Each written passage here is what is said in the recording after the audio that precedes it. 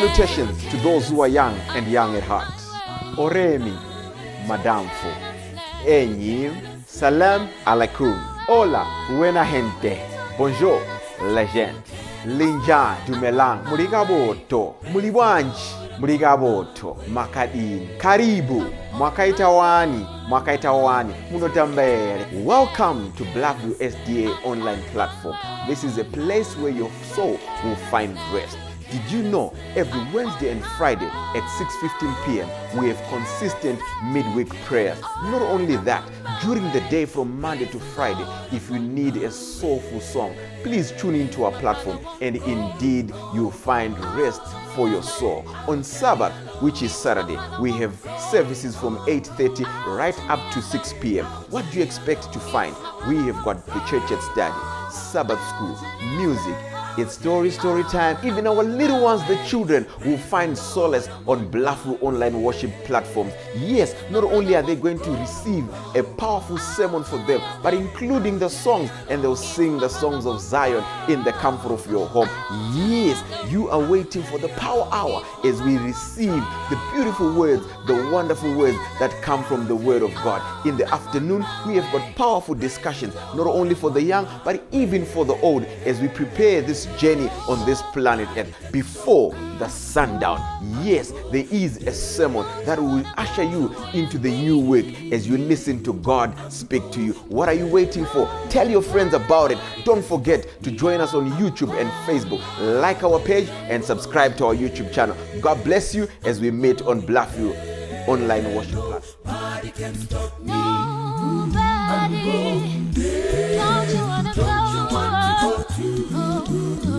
I'm going there. Nobody can stop me. Dokutewera mbonesiwe Kwasekondi nogara Apa iwi muno yenda Unendo kutewera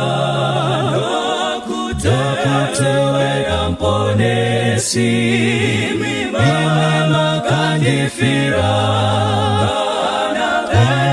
Sewa kusia inindo kutewera Kana nzira inoshata Kana kusina nzira Enda pamberi pangu inindo kutewera Kutewera mponesi Makandifira Kana Sewa kusia inindo kutewera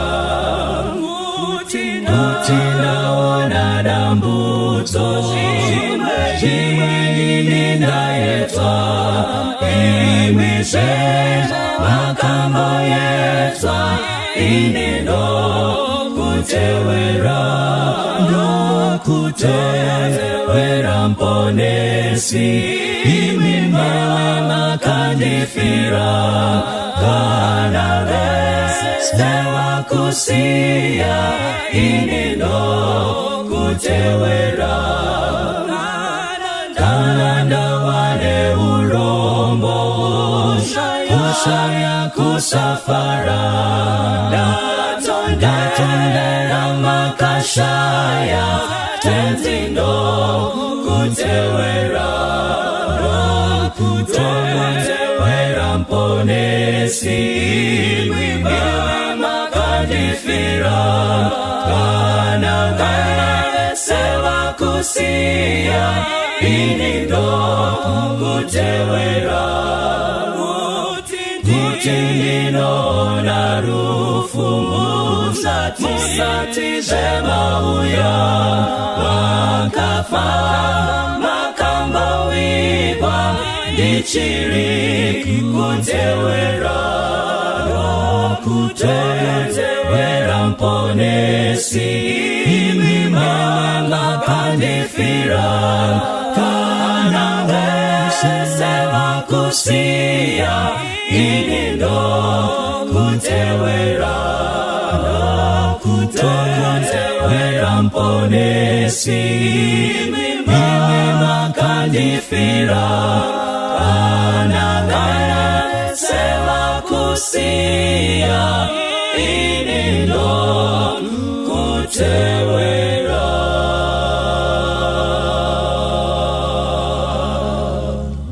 Kwazwai vana va Mwari, toda kutenda Mwari nemukana zvakare watapiwa kuti tidzidze kubva mukati meshoko raMwari zvakazarwa chapter 4 verse 6 and 7.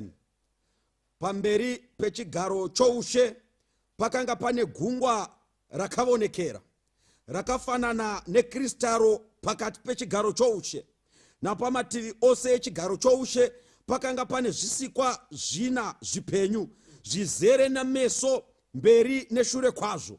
Chisikwa chipenyu chokutanga chakanga chakafanana neshumba, chisikwa chipenyu chechipiri chakanga chakafanana nemhuru, chisikwa chipenyu chechitatu chakanga chine chiso chakanga chakaita sechomunhu, chisikwa chechipenyu chechina chakanga chakafanana negondo rinobhururuka.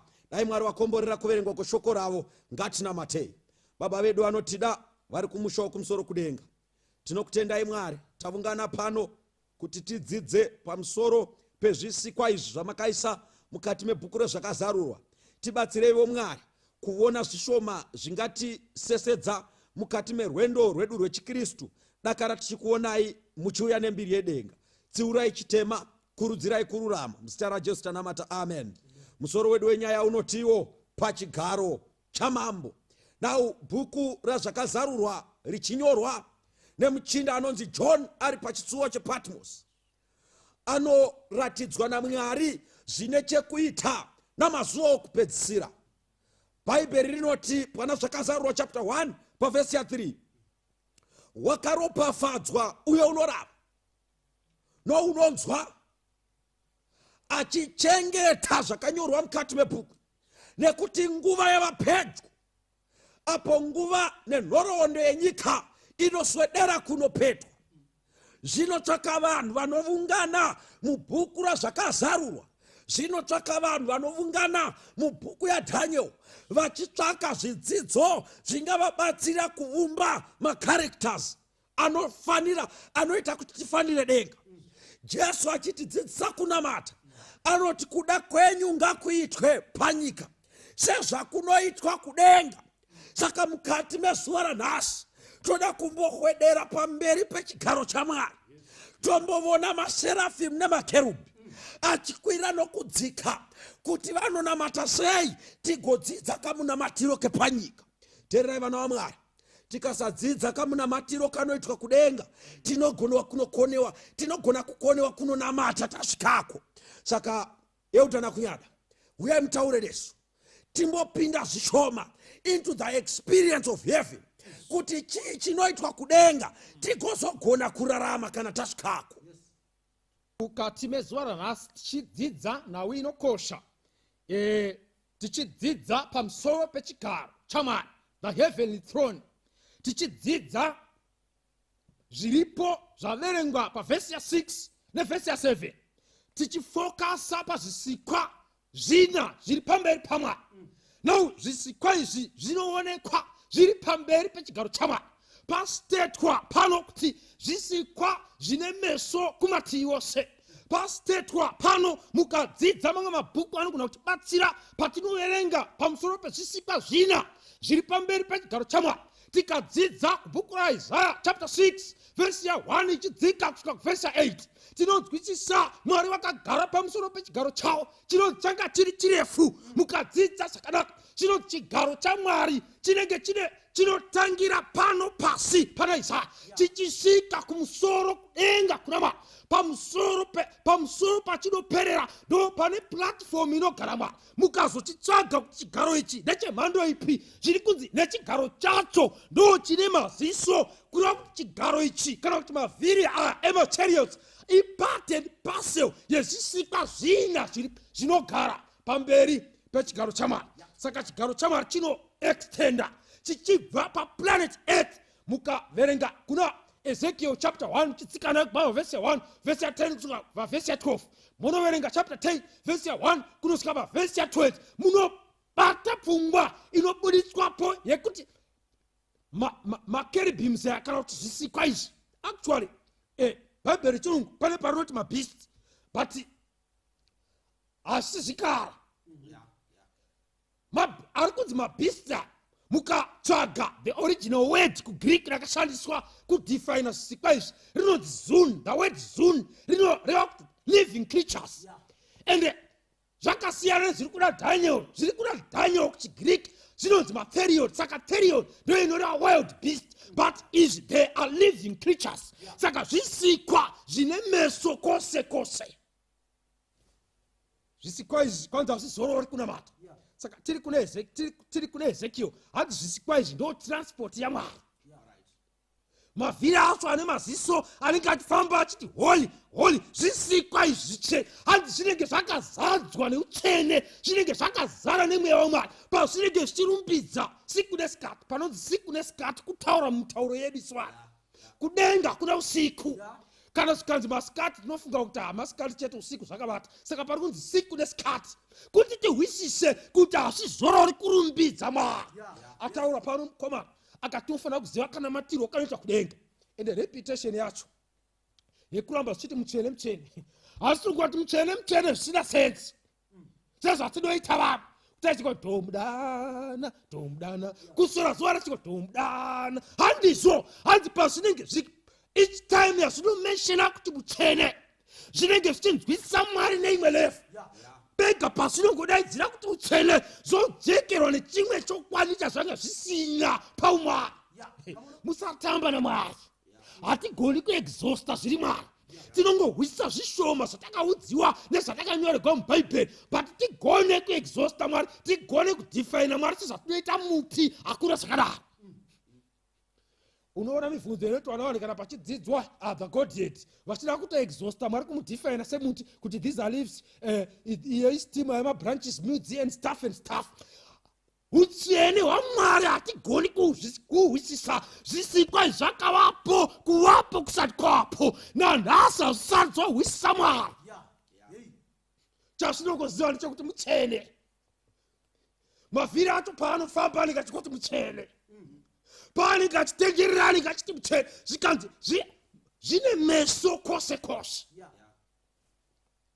Kana pachitaugwa kuti zvine meso kumativi yose, pari kutaugwa perfection of wisdom and vision, unlimited intelligence, ceaseless vigilance pazvisikwa izvi pamberi paMwari. Saka rimwe basa remakerubhi tinorinzwa pana Genesis chapter 3 paverse 24 panotadza Adamu naEve zvikanzi Mwari vakatuma kerubhi ine minondo kuti inorinda muti woupenyu.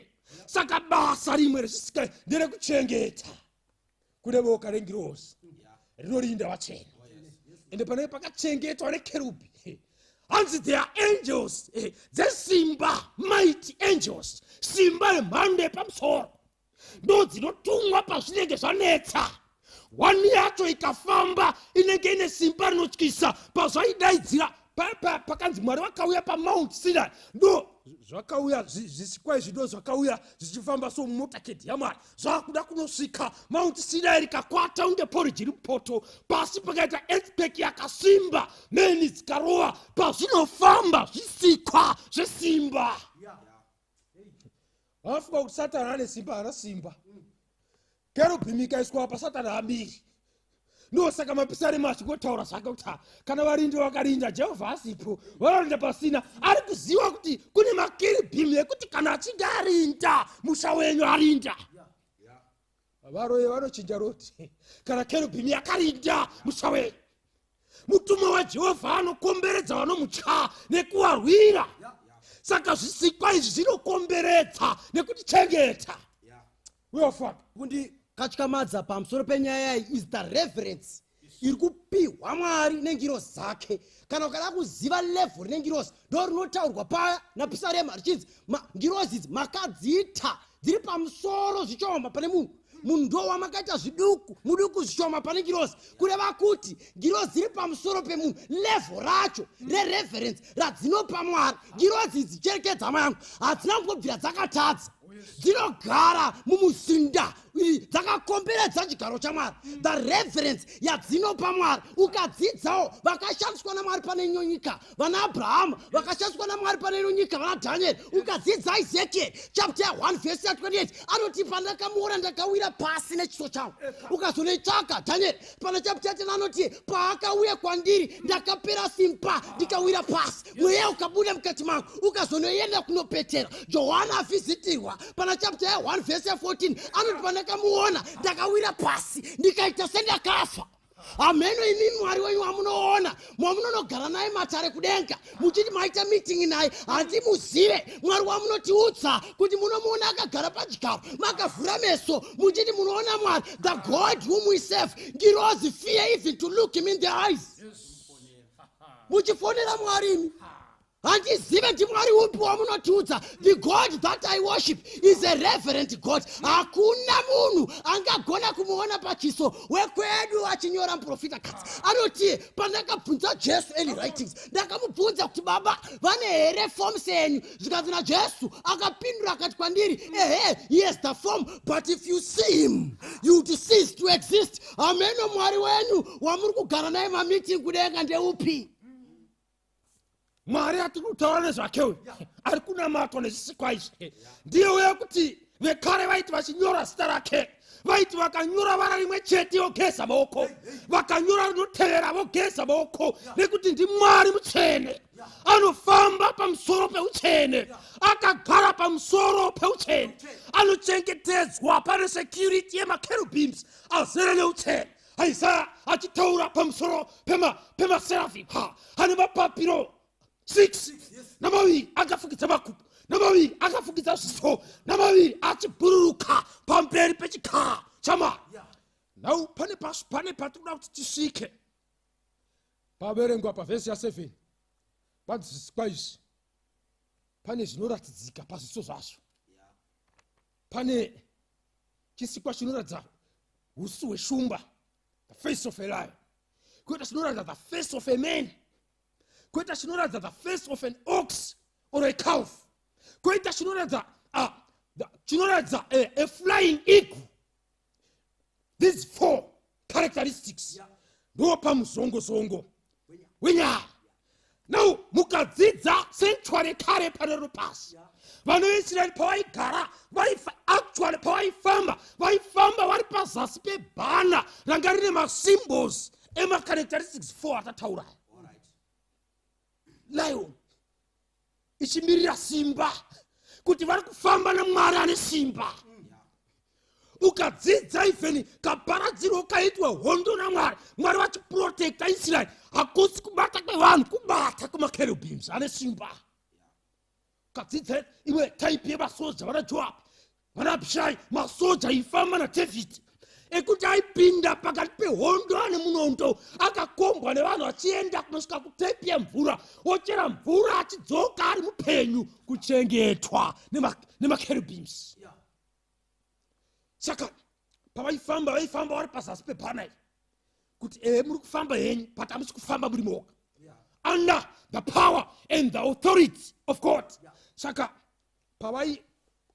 pavaigara sanctuary iri pakati kurutivi rerudyi ndo kwakune the symbol of a lion kurutivi rerudyi ndo kwaikemba the tribe of Judah ne 2 other tribes pamberi pavo pana Moses naro kureva kuti shumba ine simba rekutungamira ndosaka Moses anga ari mutungamiri wemhando yepamusoro mukadzidza hondo dzairwiwa nadhavhidhi zvaisaitwa nemunhu ari woga kwainzi vana abishai nanajoabhi kana hondo nguva yehondo yakwana zviso zvavo zvaita seshumba empowered by the lion of the tribe of Judah ukacherechedza kubhuku razvakazarwa 4:5 Johana achichema atarisa pashaikwa waigona kuvhura bhuku nezvisimbiso anonzi behold the lion of the tribe of Judah has prevailed to open the book and to loosen its seals the lion of the tribe of Judah saka pfungwa inobuda apa kuna vanofarira zvokutungamira. Teerai Jesu, nekuti tichatonga nekusingaperi, kwete kutonga kwanhasi. Haisi nguva yekumhanya kuita toitoi, haisi nguva yekumhanya nezvimaplakadi zvakanzi wari kuti nhingi ungapfe, haisi nguva yekumhanya nepolitics. Ndozvandiri kureva, nekuti tichatonga for 1,000 years under the empowerment of the Lion of the tribe of Judah. Munoda kutonga nhasi, ko kana nguva yekutonga kweshumba yasvika munenge makuda kuitei. Saka nhasi haisi nguva yekutonga, nguva yekutonga ichauya. Mukazodzoka nechekuza the other side, ndo kwanga kune mufananidzo weox kana kuti calf. Kureva kuti vanopinda muministry yaMwari vanofanira kunge vari vanhu vanoshanda mushandiro unoita mombe. Inorima, inochera mvura, inofura kwete painoda iyo, asi panodikanwa nemuridzi. Mukazodzidza mombe idzi nemakafu dzaishandiswa futi pazvipiriso. Kuti mukati mebasa iri moda vanhu vari hardworking pakuparidza, haikuna kuita zvekutamba, pakushumaira, pakudzidzisa, pakuevangeliza. Hamusi nguva yekuita zvemafano, inguva yekuva basa. Mombe haiti ikanzi muforo, yaipinda muforo. Saka mukati menguva yanhasi Mwari ari kutsvaka dzinodhonza, dzine joko.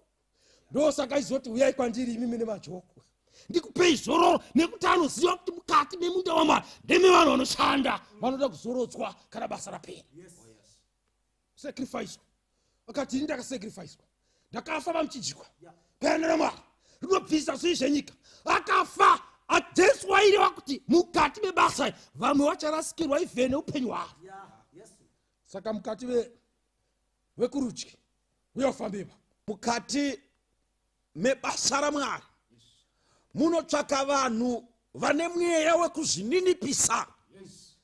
Ukatarira mombe iri hambo, pane vanhu vane chikristu chekufunga kuti nguva dzose vanofana kurarama a life of rebellion, a life yekugara vachingopikisa.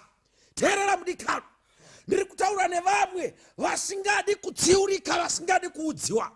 Mombe inotora makomanzi, mombe kamusikirwo kayakaitwa ndekekuti inogamuchira maorders kubva kuna master wayo. Ndo zviri kutsvakwa naMwari. Mutaura ataura pamusoro pejoko. Jesu obva ati kana munhu asingatori joko rake akanditevera. Teerai vana vaMwari, pane vanhu vakatakudzwa majoko, but majoko haana kubva kuna Mwari. They are not fit to be domesticated. Mukati menyika Mwari akatarira, anoona the wild beasts, the beasts of prey, obva ati mabeasts aya ndinoda kumaita tame, kumabvisa chiunyika chiri maari agogona kufanira kuzogara pamberi pechigaro chaMwari. Kana Mwari akauya panyika akadarika nekumba kwenyu, angawanira here vanhu vanogona kupfuwika, kubviswa mukati meenvironment yenyika vachinoiswa muenvironment yedenga? Angawana here vangagona kuti dzimwe mhuka padziri kufura sora dzichigara mukati mesango, anotora vanhu ivavo ouya ozovagarisa mukati medenga? Can you be domesticated? Can you be taken from this environment yajaira umbavha, from environment yajaira umondi, onogadzikwa muenvironment yedenga? Can you be domesticated?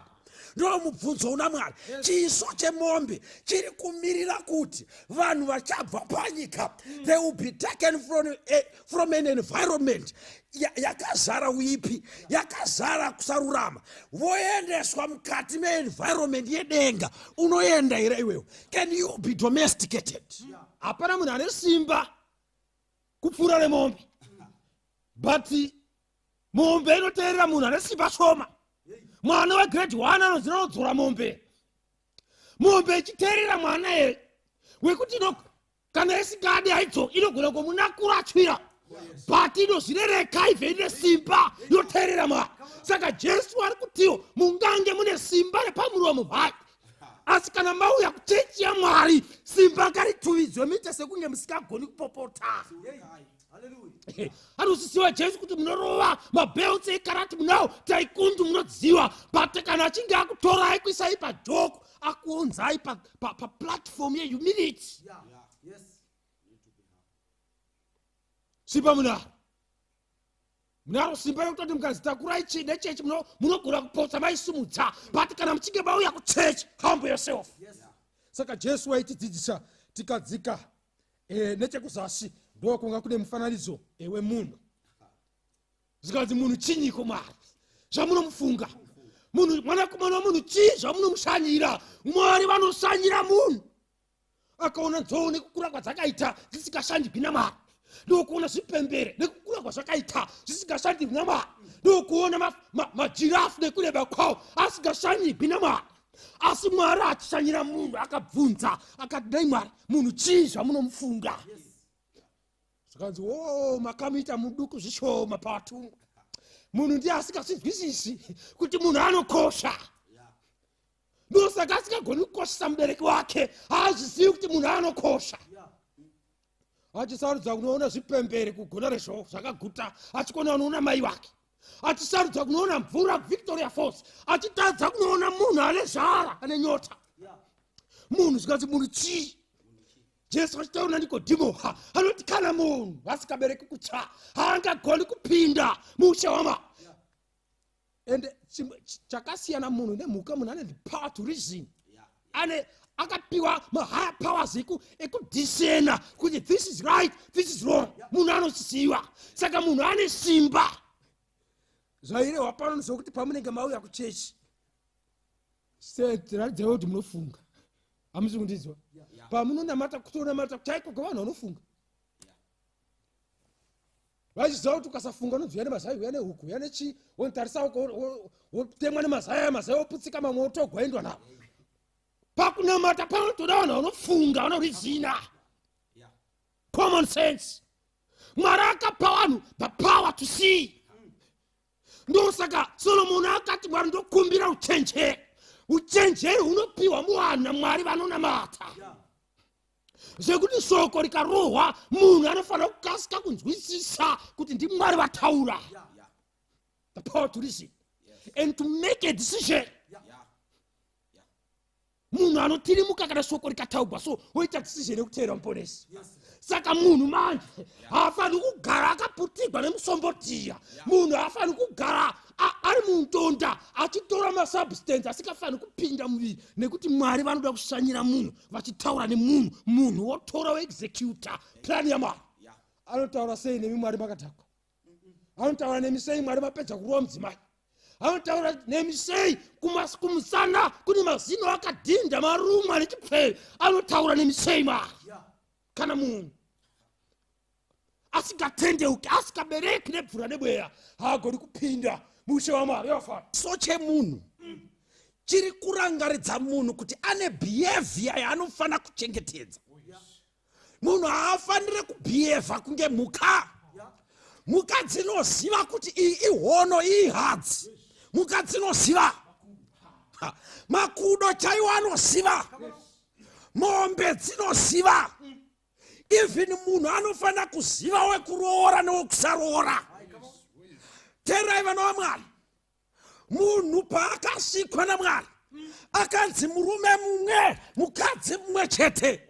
Munhu must make a decision informed naMwari. Munhu achisikwa naMwari achiswa panyika, pane vamwe vakabata muparidzi vakati munhu nemhuka zvakafanana. Mwari ari kuti munhu there is something better chiri maari. Munhu anofanira kuziva. Teerai vana vaMwari, hausi mhuka iwe. Kamuraramiro kako kanofanira kusiyana nekamuitiro kemhuka. Munhu hausi mhuka, kamuhliro kako kanofanira kusiyana nekemhuka. Munhu ane behavior, ane character. Pane vanhu vanorarama vachibhosta nechimhondi, vachibhosta neumbavha. You have a character. You have a character. Une image yaMwari mukati mako. Image iyoyo inofanira kuratidzwa. Pafamba nemhuka nepafamba nemunhu zvinofanira kusiyana. pamba panogara vanhu nepamba panogara mhuka zvinofanira kusiyana. Pane vanhu vasina order mukati meupenyu hwavo. Uri munhu iwewe, hanzi wakaiswa kubwinya naMwari.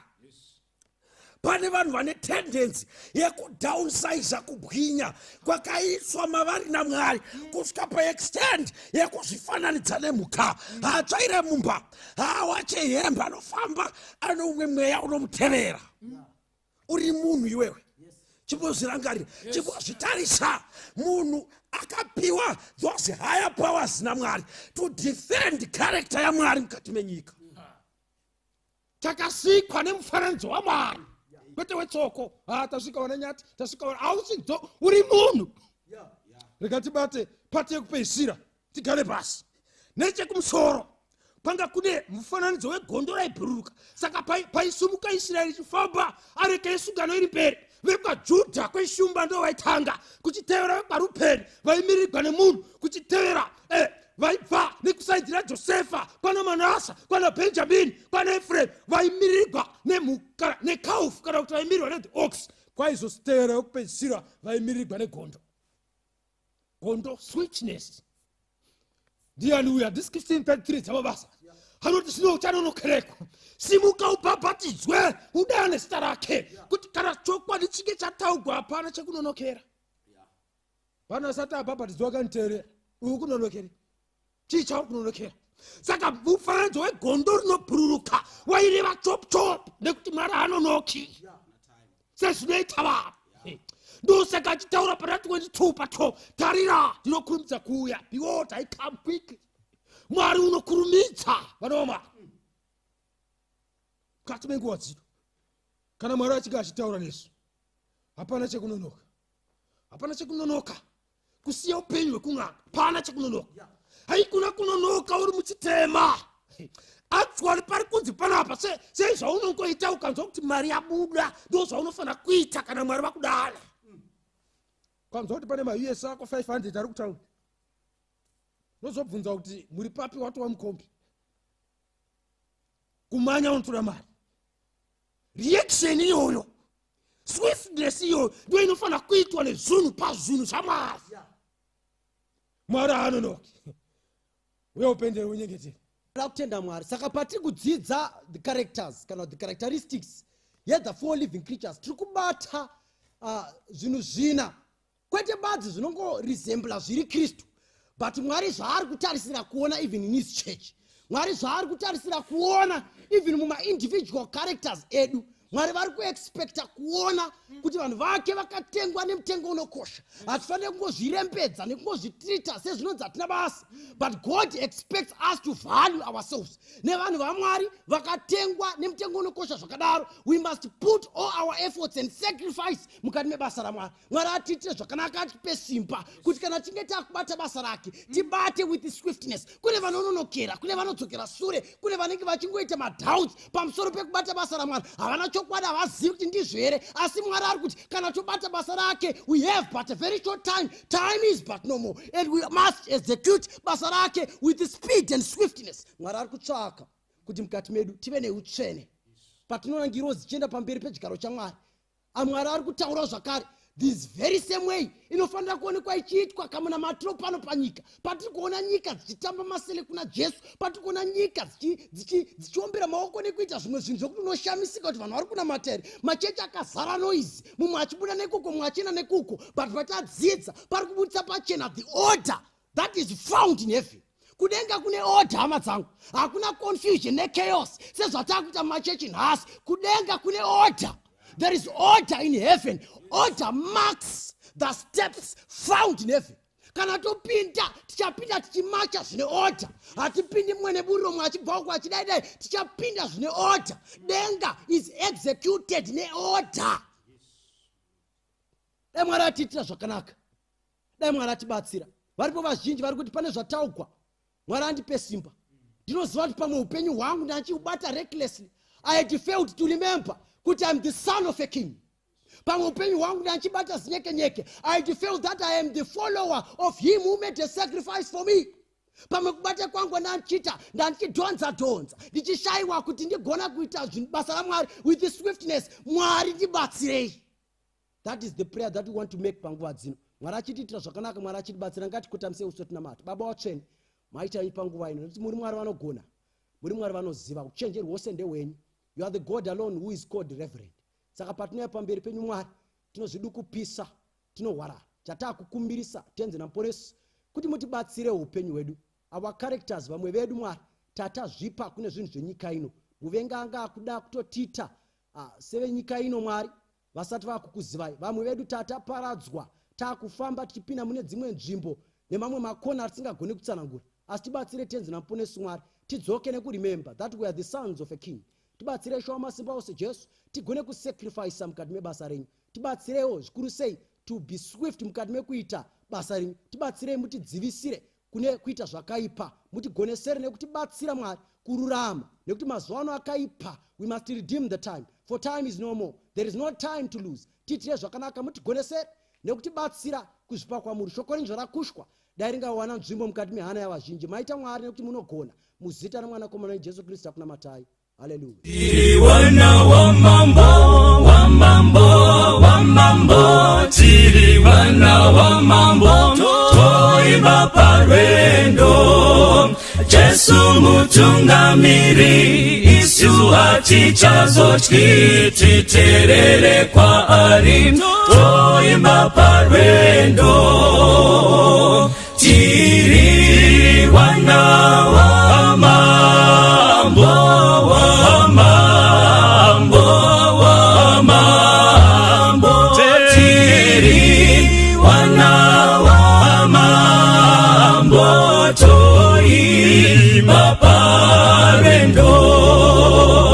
Jesu mutungamiri, Yesu hatichazotyi, titerere kwa ari, toimba parwendo.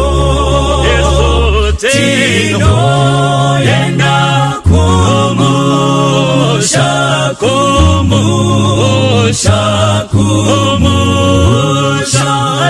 tinoenda kumusha, toimba parwendo.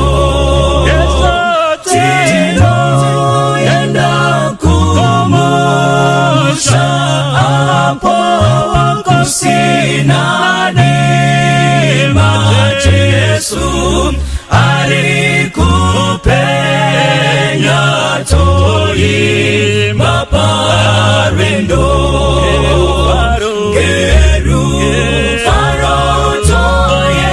Gerufaro toyenda,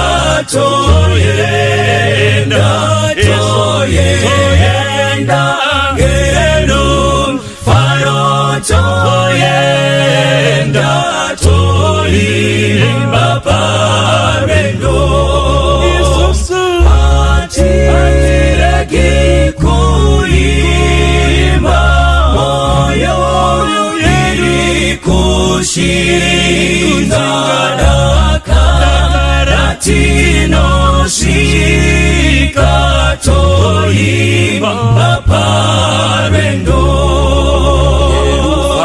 Gerufaro toyenda, gerufaro toyenda, toimba parwendo. Hatireki kuimba, moyo iri kushinga, dakara tinoshika, toimba parwendo.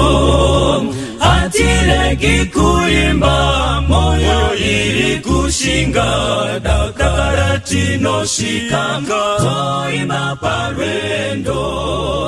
Hatireki kuimba, moyo iri kushinga, dakara tinoshika, toimba parwendo.